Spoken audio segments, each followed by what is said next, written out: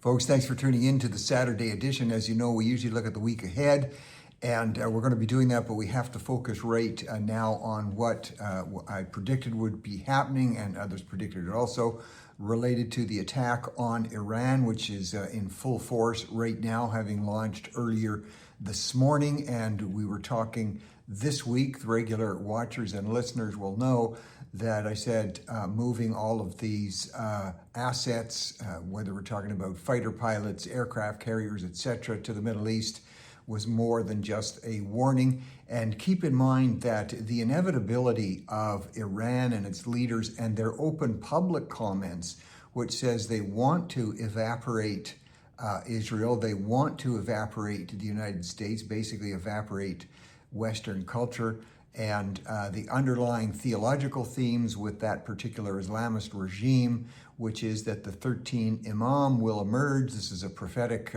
belief of that particular strain of Imam, and will usher in the end of the world. And so these it's been projected that Ayatollah Khomeini may be seeing himself as the 13th Imam, but their progress and also their intent to get nuclear weaponry and use it is now and has been undisputed.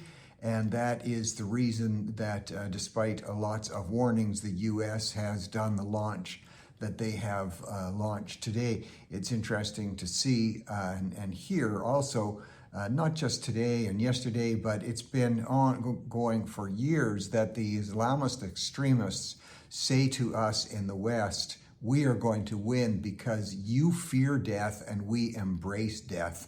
So when you have an ideological position like that, and then you equip people like that with nuclear power and the ballistic ability to send nuclear missiles further and further afield, certainly into Israel, if not Europe, then at some point nations have to gather together. And in fact, when the assessment of other nations now, and this is emerging as late as today and early this morning, almost all nations supporting, even European nations supporting what is happening with, as the US are calling, Operation Epic Fury, raging right now. And most nations in support of that. Russia, of course, not in support. And that's really no surprise to anybody. So you'll be able to watch through the weekend, I'm sure, whatever devices you use and choose, we'll be watching the ongoing development there and see where that is all going to lead economically. What's it going to do? It depends how long and drawn out this. I've also predicted that the U.S. It has learned lessons from the past, and they are not planning on having a long-term military operation against Iran.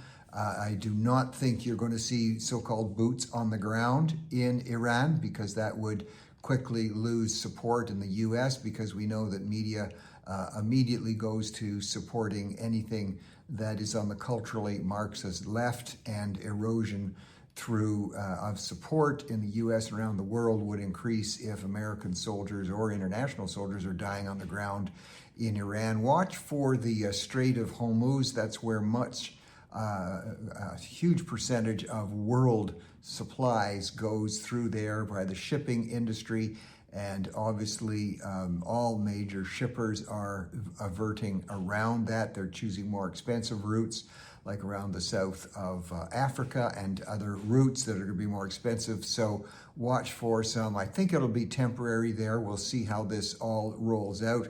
And of course, markets are not open right now to measure what exactly is happening in terms of the oil markets. But over the weekend, we can see that already there's been an increase of about 9% in terms of price of oil. So look for that to continue as the battle rages on. Well, there's another battle that's raging on that serves as an interesting backdrop here, because Anthropic AI, now that's the huge AI company, which among other platforms has the Claude GPT. I use Claude, and I'm sure others do also.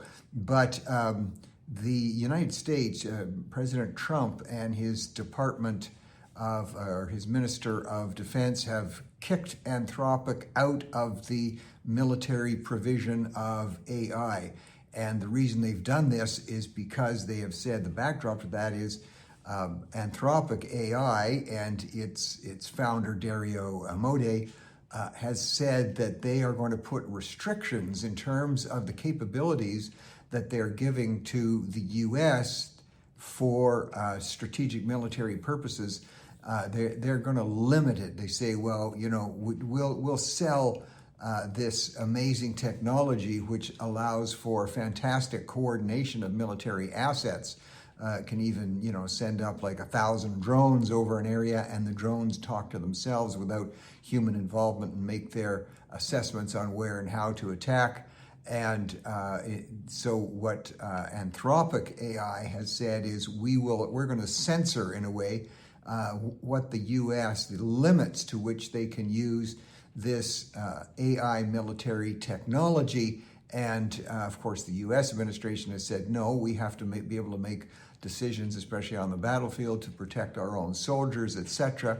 And so they have just given them the word, you're done. They've given them 6 months to pull all of their AI development and procedures from the U.S. military. So we'll see other firms, of course, will step up.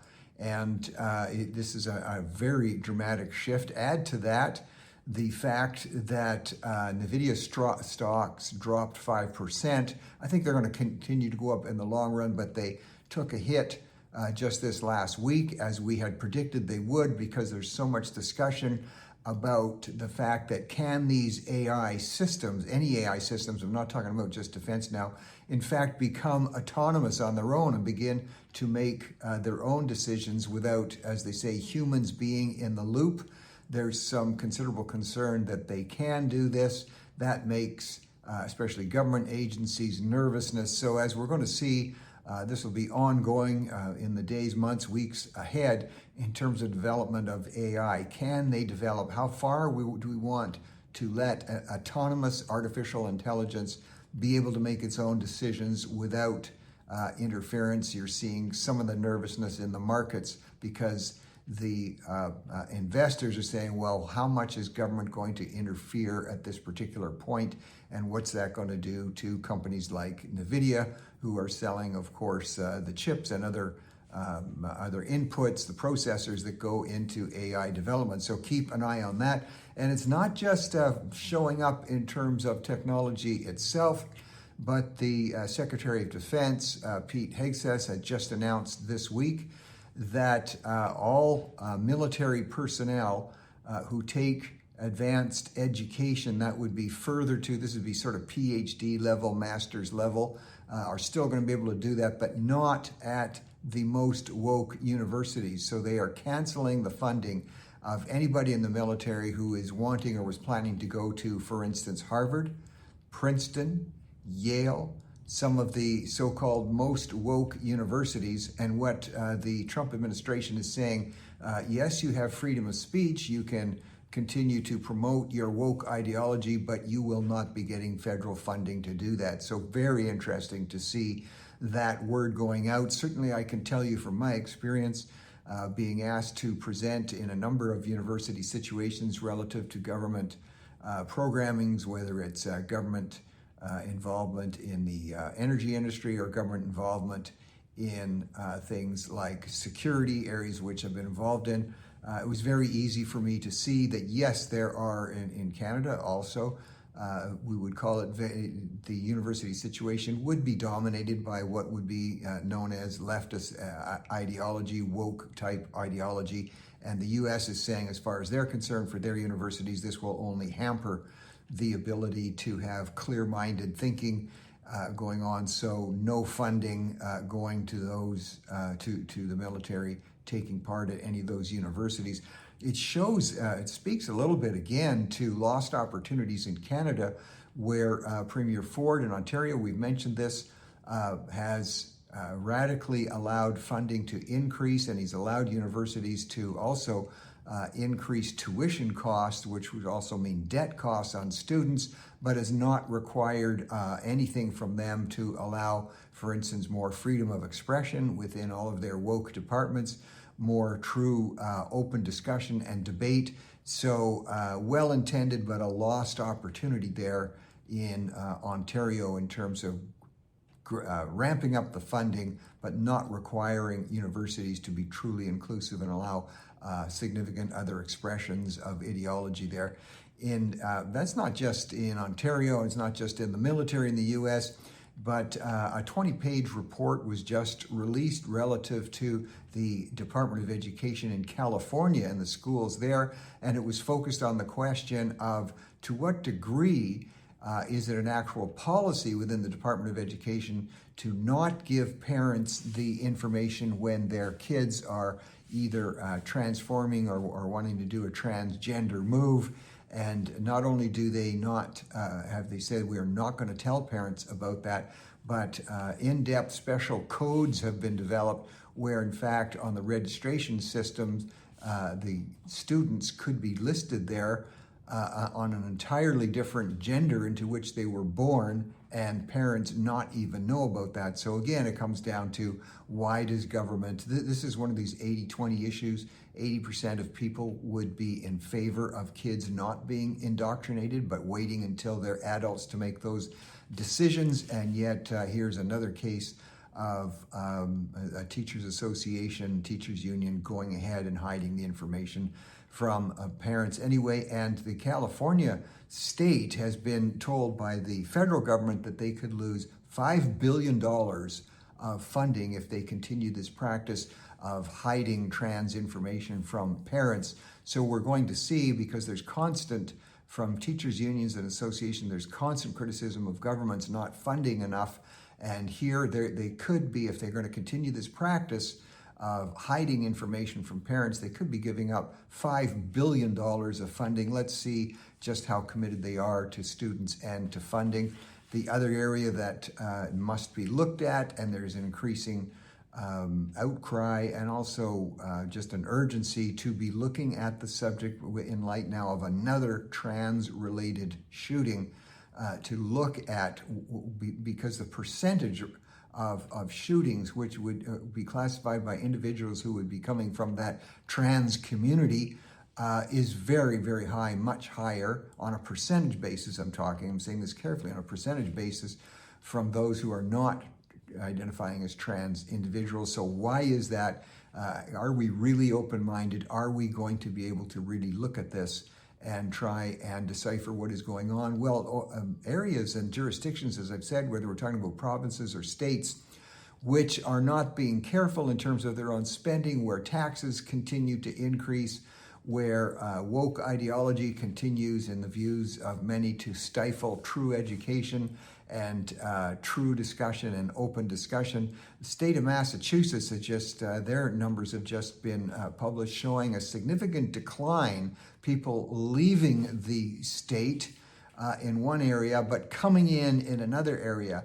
So immigrants are raising the number of people in the labor force. This is immigrants coming into the state of Massachusetts. This is also in other states, and this is not research against immigration, because most people quite rightly are in favor of immigration. It's what type of immigration in terms of illegal and the sponsorship of so-called refugees. That's gone up considerably in Massachusetts, but a decline in what we would be calling the innovative and entrepreneurial part of the population from the year 2020 to 2025, a decline in the 25 to 34-year-old brackets. This is young, entrepreneurial, upwardly mobile young people leaving, 180,000 exodus since those years, and that's having a considerable effect on the tax structure.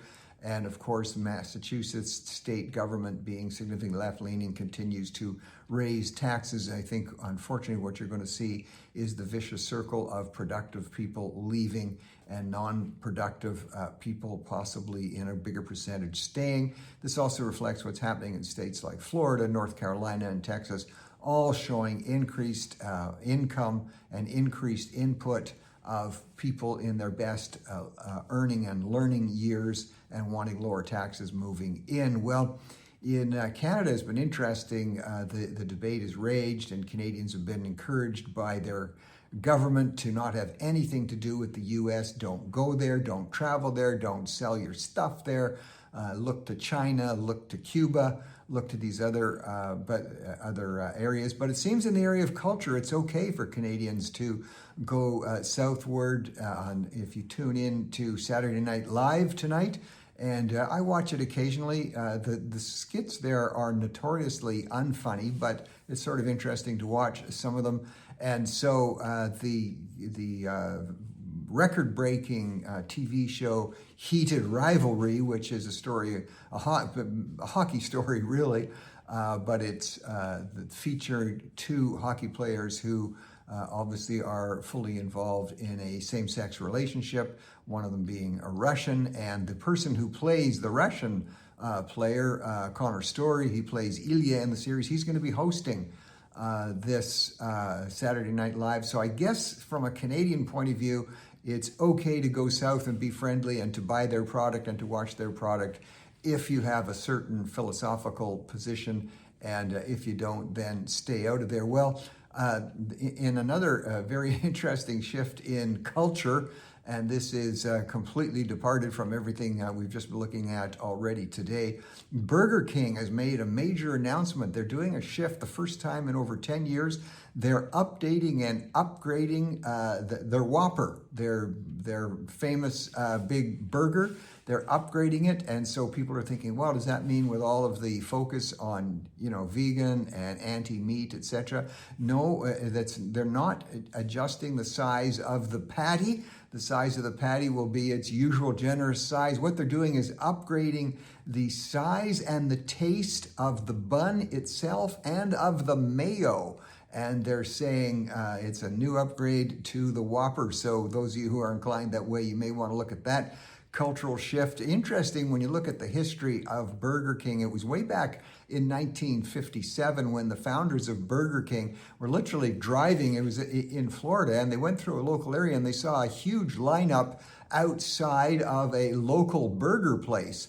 And they stopped and they were told, well, the lineup's always there. And they checked out the burger, and it was a giant burger and filled with all kinds of goodies and mayo and lettuce and tomato and all kinds of other things. And that's where they got their idea for, in fact, the Whopper. So there you go.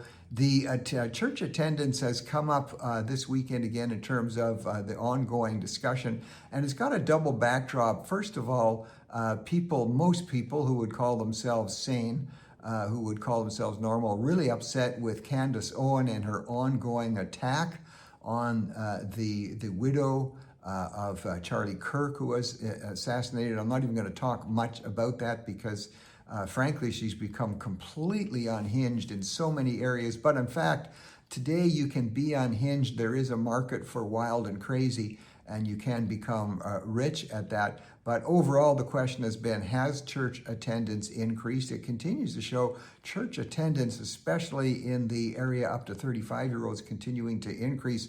And a big announcement in South Florida, Greenhouse Church, which started 10 years ago at Western High School in Davie in the Fort Lauderdale area, is amalgamating with First Christian, also in Fort Lauderdale. That's a 114-year-old church, a beautiful building.